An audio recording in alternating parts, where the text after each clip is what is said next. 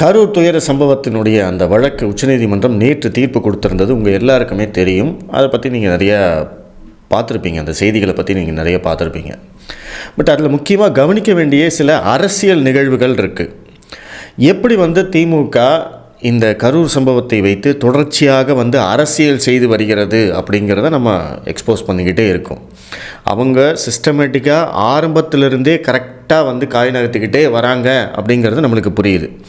அதற்கு ஒரு உதாரணம் தான் சென்னை உயர்நீதிமன்றத்தில் அந்த வழக்கும் ப்ளஸ் அந்த வழக்குக்கு அப்புறமா அந்த நீதிபதி அவர்கள் உதிர்த்த கருத்துக்களும், அதை வைத்து டிவி விவாதம் மற்றும் சமூக வலைதளங்களில் விஜய்க்கு எதிராக செட் செய்யப்பட்ட ஒரு நெரேட்டிவ். இதில் திமுகவுடைய சாமர்த்தியம் என்ன அப்படின்னா, இதில் வெளிப்படையாக நம்மளால் திமுகவை குற்றம் சொல்ல முடியாது. அந்த மாதிரி தான் அவங்க பண்ணுவாங்க. இப்போ நீங்கள் வெளிப்படையாக திமுகவை குற்றம் சொன்னால் அது நீதிமன்றம் அவமதிப்பாகும். ஏன்னா அங்கே தீர்ப்பு கொடுத்தது, அந்த கருத்துக்களை சொன்னது ஒரு நீதிபதிக்கே இருக்கக்கூடிய அந்த இம்யூனிட்டி பவர். ஏன்னா அவங்கள நீங்கள் கேள்வி கேட்க முடியாது, அவங்க மேலே நடவடிக்கை எடுக்க முடியாது. அப்படிங்கிறதுனால அந்த இடத்துல உட்கார்ந்துக்கிட்டு திமுக இந்த மாதிரியான சில விஷயங்களை பின்னாடியிலிருந்து இயக்குவாங்க. அதை நம்மளால் நேரடியாக கேள்வி கேட்க முடியாது. அப்படிங்கிறது தான் இதில் இருக்கக்கூடிய சிக்கல். நேற்று ஆதவ அர்ஜுனா அந்த மாதிரியான ஒரு கேள்வி கேட்டு தான் அதை ஒரு மிகப்பெரிய இஷ்யூவாக மாற்றிக்கிட்டு இருக்காங்க அப்படிங்கிறது நம்மளுக்கு புரியும். நேற்றைய உச்சநீதிமன்ற தீர்ப்பு விவகாரத்தில் என்ன அரசியல் அப்படின்னா, போன வாரம் உச்சநீதிமன்றத்தில் அந்த வழக்கு வரும்போதே தமிழக அரசை நோக்கி நிறைய கேள்விகள் கேட்டிருந்தாங்க. ஸோ அப்போவே இதுக்கு அநேகமாக சிபிஐக்கு போகிறதுக்கான வாய்ப்புகள் இருக்குது, தமிழக அரசுக்கு எதிராக தீர்ப்புகள் வருவதற்கு வாய்ப்புகள் இருக்குது அப்படின்னு எல்லாருமே பேசிக்கிட்டு இருந்தோம். நேற்று காலையிலிருந்து திமுக வேறொரு நெரேட்டிவை செட் பண்ணாங்க. அதாவது பாதிக்கப்பட்டவர்கள் அப்படின்னு வழக்கு போட்டாங்க இல்லையா, அப்படி போட்டவங்க யாருமே எங்களுடைய விருப்பத்தின் பேரில் போடலை, நாங்கள் மனுவில் கையெழுத்தை போடலை, மோசடியாக எங்கள் பெயரில் வழக்கு தாக்கல் செய்திருக்கிறார்கள் அப்படின்னு சொல்லி ஒரு நெரேட்டிவ். அது நேற்றிலிருந்து சன் டிவியிலேருந்து மிகப்பெரிய எல்லா ஊடகங்களும் அதை பிக்கப் பண்ணி பேசிக்கிட்டு இருந்தாங்க. ஆக்சுவலாக இந்த தகவல்லாம் 2 நாள் ஆச்சு. சனிக்கிழமை அன்றைக்கே இந்த தகவல் வந்தாச்சு. அதை நான் ஏற்கனவே அந்த பழைய வீடியோலேயே சொல்லியிருந்தேன். இறந்து போன ஒரு சிறுவனின் தந்தையும் தாயும் பிரிந்திருக்கிறார்கள். அந்த சிறுவனின் தந்தை இந்த வழக்கை கேஸ் போட்டிருக்காரு. தாய் என்ன சொல்கிறாங்க அப்படின்னா, எனக்கு அவருக்கு சம்மந்தமே இல்லைன்னு சொல்கிறாங்க. இது ஒரு கேஸ். அதற்கு பிறகு அந்த வழக்கில் மேலும் 2 பேர் பாதிக்கப்பட்டவர்கள் தரப்பில் வழக்கு போட்டிருக்காங்க, மனு போட்டிருக்காங்க. அவர்களும் மோசடியாக பெயர்கள் சேர்க்கப்பட்டிருக்கிறது, அவர்களுக்கும் இந்த வழக்குக்கும் சம்பந்தமே இல்லை அப்படின்னு சொல்லி நேற்று காலையிலிருந்தே செய்திகள் வர ஆரம்பிச்சது. அதை ஃப்ளாஷ் நியூஸ் ஆக்குனாங்க. உச்சநீதிமன்றம் ஆரம்பித்த உடனே தீர்ப்பு அப்படின்னு வரும்போதே இவங்களை காணொலி வாயிலாக இவங்களை ஆஜர்படுத்தி அந்த இடத்துல இல்லை, நாங்கள் எங்களுக்கும் இந்த மனுவுக்கும் சம்மந்தமே இல்லை, நாங்கள் சிபிஐ வழக்கு கேட்கவே இல்லை அப்படின்னு சொல்ல வச்சாங்க.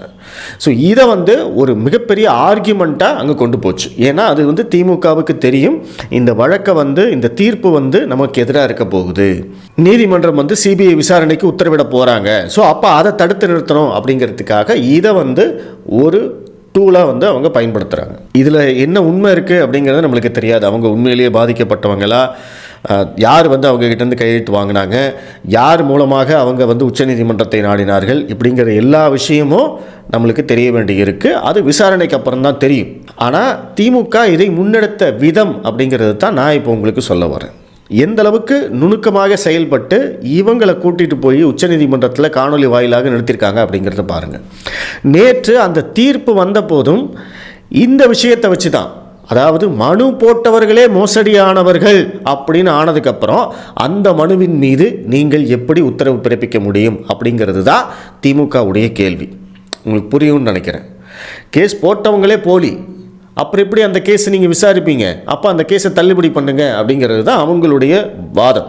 நேற்று டிவி விவாத நிகழ்ச்சியில் பார்த்தீங்கன்னாலுமே திமுகவினர் அத்தனை பேருமே இந்த பாயிண்ட்டை தான் எடுத்து வச்சு பேசியிருப்பாங்க. இது எப்படி உச்சநீதிமன்றம் அனுமதிக்கலாம் அப்படின்னு. ஆனால் உச்சநீதிமன்றம் என்ன சொன்னாங்க அப்படிங்கிறது இங்கே பெரும்பாலும் யாரும் சொல்கிறதே இல்லை.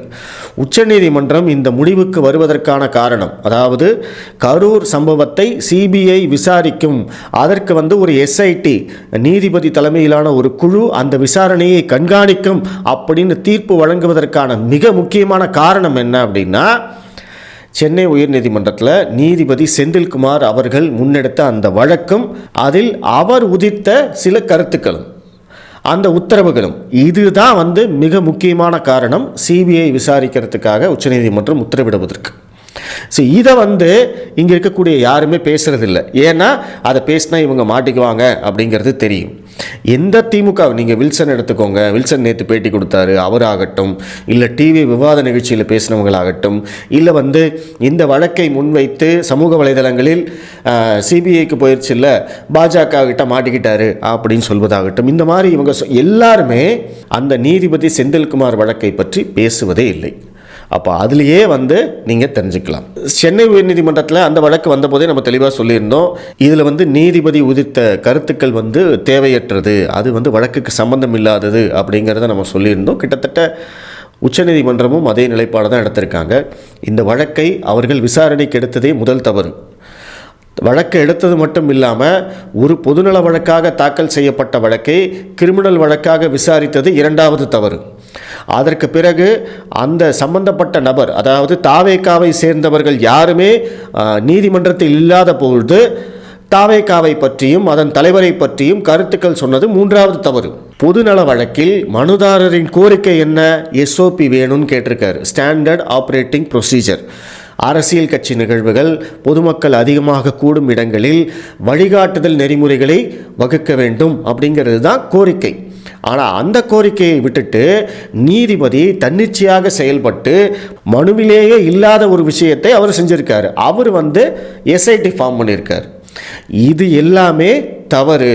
அந்த நீதிபதி தன்னுடைய அதிகாரத்தை தவறாக பயன்படுத்தி இருக்கிறார் அப்படிங்கிற மாதிரி தான் உச்சநீதிமன்றம் கருதியிருக்கு. இதுதான் மிக முக்கியமான காரணம். இதை திமுகவினர் மடைமாற்றுவதற்காக, அவர்களுடைய தவறுகளிலிருந்து தப்பிப்பதற்காக இவங்க என்ன பண்ணுறாங்க, இந்த மோசடியாக மனுவை போட்டார்கள் அப்படிங்கிற அந்த விஷயத்தை பெருசாக்கி அதனால் இந்த வழக்கு, இந்த உத்தரவே செல்லாது அப்படிங்கிற மாதிரி கொண்டு போயிருக்காங்க. நேற்று தீர்ப்பு வழங்கப்பட்ட பிறகும் திமுகவுடைய எம்பி வில்சன் என்ன பண்ணுறாரு அப்படின்னா, இவங்களை காமிக்கிறார். சரி, இது மோசடியான வழக்கு அப்படிங்கிற போது நீங்கள் அதை வச்சு எப்படி தீர்ப்பு கொடுக்கலாம் அப்படிங்கிற போது, உங்களுக்கு வேணும்னா நான் அதையும் சேர்த்து சிபிஐ விசாரிக்க சொல்கிறேன் அப்படின்னு நீதிபதி சொல்லிட்டார். இதை ரொம்ப எளிமையாக புரிஞ்சுக்கலாங்க. இந்த வேலியில் போகிற ஓனானை எடுத்து வேட்டிக்குள்ளே விட்ட கதைன்னு சொல்லுவாங்க இல்லையா, அதுதான் இது. கரூர் சம்பவத்தில் எல்லாமே பர்ஃபெக்டாக பண்ணிகிட்டு இருக்காங்க. ரொம்ப பர்ஃபெக்ஷன். அந்த சம்பவம் நடந்து முடிஞ்சதுலேருந்து அவங்க கடன் அடுத்து அந்த என்னென்ன செய்ய வேணுமோ அதை எல்லாத்தையும் திமுக தொடர்ச்சியாக செஞ்சுக்கிட்டே இருந்தாங்க. மற்ற விஷயங்கள்ல எல்லாம் கேஸ் போடுங்க, எஃப்ஐஆர் போடுங்க, விசாரணை அதிகாரி போடுங்க, விசாரிங்க அப்படின்லாம் நம்ம கெஞ்சி கேட்டாலுமே செய்யாத திமுக அரசாங்கம் இந்த கரூர் விஷயத்தில் பயங்கர பர்ஃபெக்ஷனாக எல்லா விஷயத்தையும் பண்ணாங்க. அந்த பர்ஃபெக்ஷன் தான் எல்லாருக்கும் சந்தேகமே வந்தது. இவங்க இருக்கியா இவ்வளவு வேகமாக எல்லாத்தையும் செய்கிறாங்க அப்படிங்கிற சந்தேகம் எல்லாருக்குமே வந்தது. அதை அப்படியே விட்டுருந்தாங்கன்னா பிரச்சனையே கிடையாது. ஏன்னா கரூர் சம்பவத்தை மதுரை உயர்நீதிமன்ற கிளை விசாரணை செஞ்சுட்டு இருந்தாங்க. அந்த முதல் விசாரணையிலேயே தாவேகா தரப்பில் என்ன கேட்டாங்க அப்படின்னா, சிபிஐ விசாரணைக்கு உத்தரவிட வேண்டும் கேட்கிற போது மதுரை உயர்நீதிமன்ற கிளை அதை நிராகரித்து விட்டது.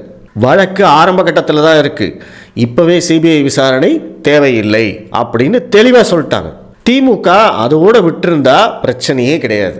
ஆனால் இதை அரசியலாக்க வேண்டும், திமுக விஜய்க்கு எதிராக ஒரு நெரேட்டிவ் செட் செய்ய வேண்டும் அப்படிங்கிறதுக்காகத்தான் சென்னை உயர்நீதிமன்றத்தில் ஒருத்தர் வழக்கு போடுறாரு, தினேஷ்குமார் அப்படிங்கிற ஒருத்தர் வழக்கு போடுறாரு. அதுக்கேற்ற மாதிரி அந்த வழக்குக்கு சம்பந்தமே இல்லாமல் தாவேகாவை பற்றியும் விஜயை பற்றியும் அந்த நீதிபதி கடுமையான கருத்துக்களை வெளிப்படுத்துகிறார். அதை வைத்து 2 நாட்களுக்கு திமுக ஐடி விங் பிரச்சாரம் செய்கிறது, விஜய்க்கு தலைமை பண்பு இல்லை, இதெல்லாம் ஒரு கட்சியா, அவங்க அந்த இடத்துலேருந்து ஓடி போயிட்டாங்க. இந்த மாதிரியான அந்த நெரேட்டிவ்க்கு அத்தனையுமே அந்த நீதிபதி தான் சொன்னார். ஸோ இதுக்காக அவங்க முயற்சி பண்ண விஷயம்தான் இன்றைக்கி அவங்களுக்கு பேக் ஃபயர் ஆயிருக்கு. அவங்க இந்த சென்னை உயர்நீதிமன்றத்தில் அந்த கேஸ் போடாமல் இருந்திருந்தாங்கன்னா இன்றைக்கி அந்த சிபிஐ விசாரணைக்கு நீதிமன்றம் உத்தரவிட்டிருக்காது. மதுரை உயர்நீதிமன்ற கிளை என்ன தீர்ப்பு கொடுத்துருக்காங்களோ அதையே சொல்லியிருப்பாங்க. வழக்கு ஆரம்ப கட்டத்தில் தான் இருக்குது, அது தேவையில்லைன்னு சொல்லியிருப்பாங்க. ஆனால் திமுக ஓவர் பர்ஃபார்மன்ஸ் பண்ண போய் இப்போ அவங்க மாட்டிக்கிட்டாங்க. இதிலிருந்து தப்பிக்கவும் திரு வில்சன் போன்ற திமுக எம்பிக்கள் மறுபடியும் வெளியில் போய் தான் சொல்கிறாங்க, இது இடைக்கால உத்தரவு அப்படின்னு சொல்கிறாங்க, இன்ட்ரீம் ஆர்டர் அப்படின்னு சொல்கிறாங்க. அதாவது இந்த மனு போட்டவர்கள் மோசடியானவர்கள் அப்படின்னு நிரூபிக்கப்பட்டால் சிபிஐ விசாரிக்கலாம் என்ற உத்தரவு ரத்து செய்யப்படும் அப்படின்னு நேற்று சன் டிவி நியூஸ் கார்டே போடுறான். உண்மை அப்படி கிடையாது, தப்பு. இன்ட்ரீம் ஆர்டர் தான், அதாவது இடைக்கால உத்தரவு தான். ஆனால் ஏற்கனவே போட்ட உத்தரவை மாற்ற மாட்டாங்க. அதுக்கு மேலதிக உத்தரவுகள், மேலதிக கண்டிஷன்ஸ் வேணால் போடலாமே தவிர ஏற்கனவே போட்ட அந்த சிபிஐ விசாரணை அப்படிங்கிறத ரத்து செய்ய மாட்டார்கள். இதை திமுக எம்பி வில்சன், திமுகவுடைய வழக்கறிஞர், அவரே பொய்யா சொல்கிறார். அது மட்டும் இல்லாமல் முதல்வர் அவர்கள் நியமித்த ஒரு நபர் நீதிபதி கொண்ட அந்த விசாரணை ஆணையம், அதையும் ரத்து செய்திருக்கிறது உச்சநீதிமன்றம். அதே மாதிரி சென்னை உயர்நீதிமன்றம் அமைத்த எஸ்ஐடி, ஸ்பெஷல் இன்வெஸ்டிகேஷன் டீம், அதையும் ரத்து செய்திருக்கிறது. ஆனால் திமுக எம்பி வில்சன் என்ன சொல்கிறாரு அப்படின்னா, அந்த ஒரு நபர் நீதிபதி விசாரணை ஆணையத்தை உச்சநீதிமன்றம் எந்த கேள்வியும் கேட்கல, அது செயல்படும் அப்படிங்கிற மாதிரி சொல்கிறார். மேபி அது இறுதி உத்தரவு வர்றதுக்கு முன்னாடி திரு வில்சன் அவர்கள் பேட்டி கொடுத்துருப்பாரா இருக்கும். அவருக்கு சில விஷயங்கள் தெரியாமையே அவர் சொல்லியிருக்காரு அப்படின்னு தான் நான் நினைக்கிறேன். ஆனால் இந்த தீர்ப்போடைய இறுதி உத்தரவு வந்ததுக்கப்புறமா அதில் ரொம்ப கிளியராக இருக்குது. இப்போது சிபிஐ மட்டும்தான் விசாரிக்க போகிறது. அது மட்டும் இல்லாமல் சிபிஐயுடைய விசாரணையை ஓய்வு பெற்ற உச்சநீதிமன்ற நீதிபதி அஜய் ரஸ்தோகி அவருடைய தலைமையின் கீழ் 2 IPS அதிகாரிகள் கொண்ட ஒரு குழு கண்காணிக்க போகிறது. இது கோர்ட் மானிட்டர்டு இன்வெஸ்டிகேஷன், நீதிமன்ற கண்காணிப்பில் நடக்கப் போகும் விசாரணை அப்படிங்கிறத ஞாபகத்தில் வச்சுக்கணும்.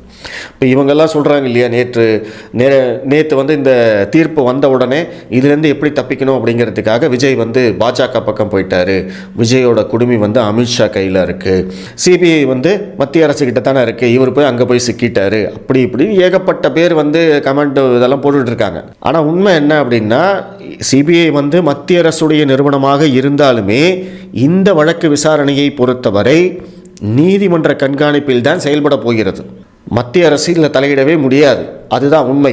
ஆனால் அந்த உண்மையை மறைச்சிட்டு இவங்கெல்லாம் சிபிஐ கிண்டல் பண்ணுறது, விஜயை கிண்டல் பண்ணுறதுக்காக விசாரணை அமைப்புகளையே கிண்டல் பண்ணிக்கிட்டு இருக்காங்க, கேலி செஞ்சிட்ருக்காங்க. ஸோ இது ரொம்ப ரொம்ப தவறான அரசியல். பட் நம்ம ஒன்றும் பண்ண முடியாது. ஏன்னா இவங்க இன்றைக்கி அரசியலுக்காக எதை வேணாலும் யாரை வேணாலும் இழிவுபடுத்தலாம் அப்படின்னு ஆகிப்போச்சு. ஸோ அதனால் நம்ம ஒன்றுமே பண்ண முடியாது. இந்த தீர்ப்பை பொறுத்த வரைக்கும் திமுகவுக்கு கடுமையான பின்னடைவு அப்படிங்கிறது தான் உண்மை. அதுலேருந்து அவங்க தப்பிக்க முடியாது.